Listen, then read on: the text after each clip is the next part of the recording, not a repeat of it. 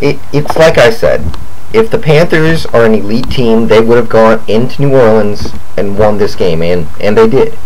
So, you know, I'm not saying that makes them an elite team, but if they want to be in that conversation, they needed to take care of business in this game, and they did. You know, it was a great game. The Panthers looked like they had wrapped it up with like 10 minutes left. Drew Brees went into God mode, I guess, something like that, and he gutted the Carolina defense up, led the Saints back. They were up by 1. Steve Smith made this huge play. He was double covered on a deep pass and somehow managed to bring it down. So that was great for him. It got them in field goal position, and they won this game.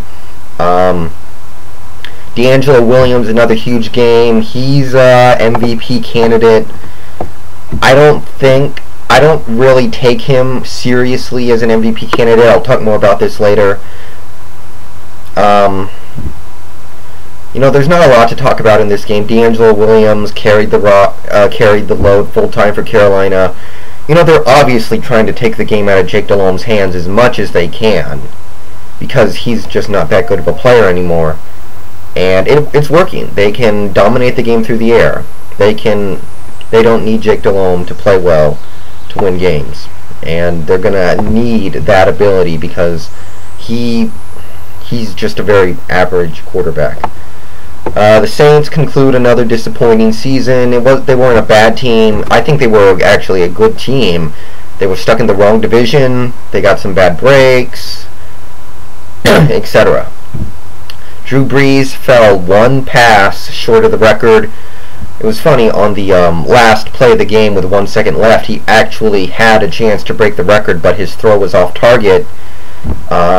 It's disappointing, but on the other hand, Dan Marino deserves that record. The year he set that record, the Dolphins went to the Super Bowl. If these Saints, 8-8 Saints, were able to get Drew Brees the record, it would be kind of a meaningless record because the Saints didn't do anything. The Dolphins, they went to the Super Bowl the year he did it. Not a lot else to say. I mean, obviously the Saints were going all out trying to get Brees his record, and they almost did. He had a huge game. He was big. Giants-Vikings. It's kind of an odd game. Adrian Peterson fumbled again, first of all. He's out of the MVP race because he's fumbling so damn much.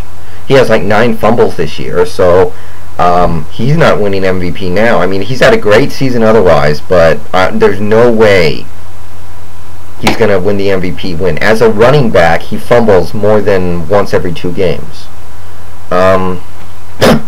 The Vikings almost coughed this game up, even though the Giants played their backup starting at halftime and were wholly uninterested in winning this game, evidenced by the fact that they were just trying to get their starters warmed up and then took them out.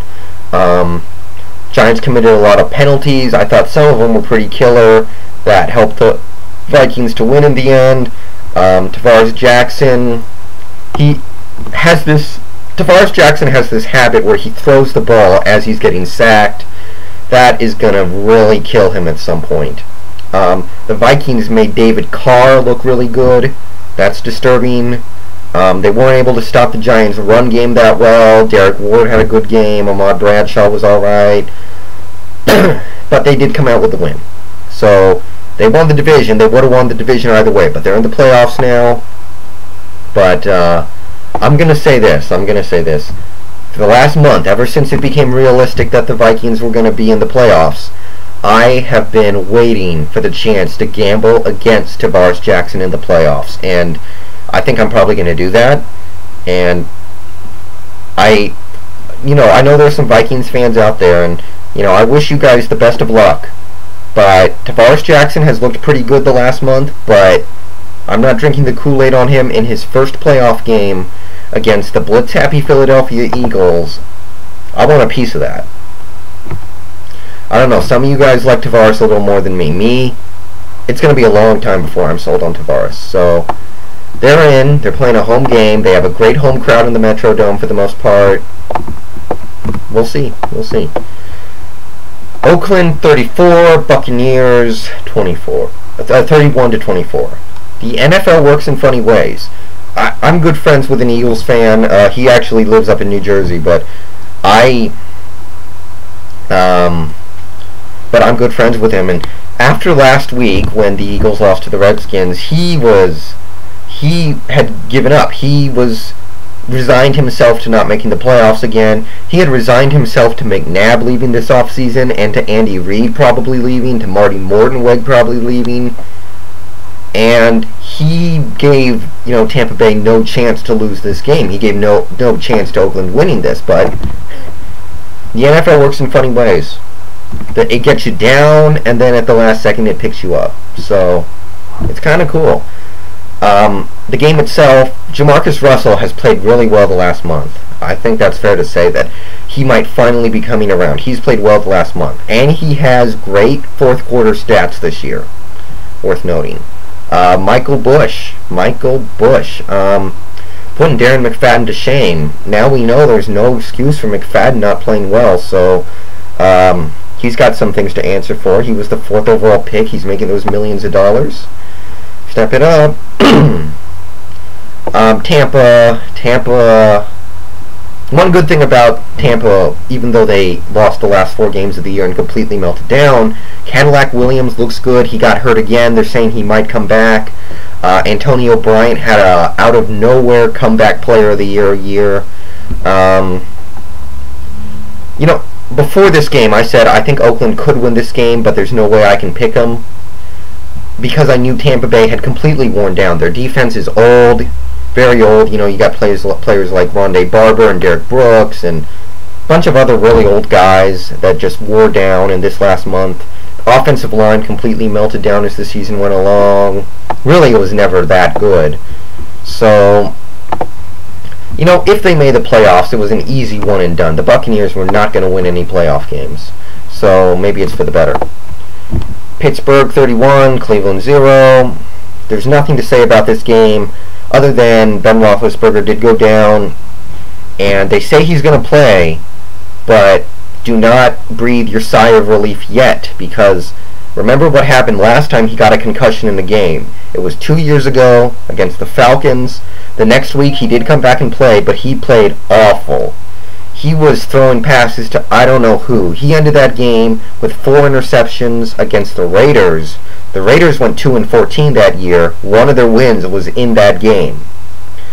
So just because he plays, that don't mean everything's okay. So if they get upset in the second round, you can come back to this. Come back to not resting him before this game, or before this game started. The other thing that's worth noting here is Willie Parker actually made a couple plays. He's finally getting back on track, so maybe he'll be an impact player in this in this playoffs. I told you Andre Johnson was going to be huge. 10 catches, 148, and 2 touchdowns. He dominated the Chicago secondary if I've ever seen domination. Matt Shaw played out of his mind. The Bears ran the ball great with Slayton. They had a prolific passing game. Their offense was prolific out there. And, they blew that game against Oakland, and that prevented them from going to above 500, but it's nice to end the season on a positive note. Dominating the time of possession, forcing a timely turnover on defense. I'm not going to say their defense played well, it really didn't, but they did force a timely turnover, so. As for Chicago, well, they would not have made the playoffs either way, but all season they have had serious problems stopping the pass. Like in that Atlanta game that they, I think, should have won, but they gave up that long pass with 1 second left. That lost them the game. I remember Kerry Collins shredded them on the short game. Bernard Berrien had that 99-yard touchdown. Bunch of other examples, but all year they have not been able to stop the pass. On the flip side, I have not really seen Brian Urlacher at all this year. I think I recall him making like 2 plays all year. One of them was a pick against Green Bay. The other was the coin flip in overtime hitting him on the helmet. That's all I saw out of Brian Urlacher this year. So Those are two issues Chicago has to tackle. Beyond that, they played well. I will say that, but